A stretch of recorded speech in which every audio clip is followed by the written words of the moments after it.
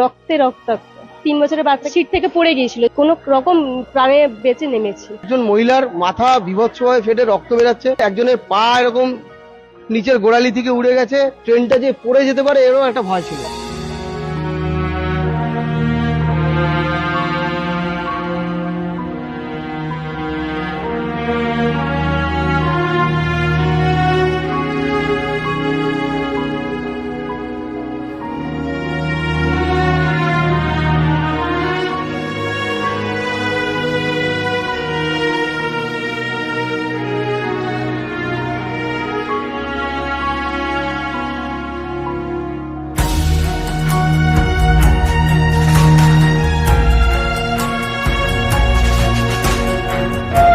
অবশেষে ফিরল ক্ষতিগ্রস্ত কাঞ্চনজঙ্ঘা এক্সপ্রেস। সেই কাঞ্চনজঙ্ঘা এক্সপ্রেসে যারা ছিলেন সেই মুহূর্তে, সে সমস্ত যাত্রীরা রয়েছেন, তারা ফিরছেন, তারা বিধ্বস্ত, তারা ক্ষতিগ্রস্ত।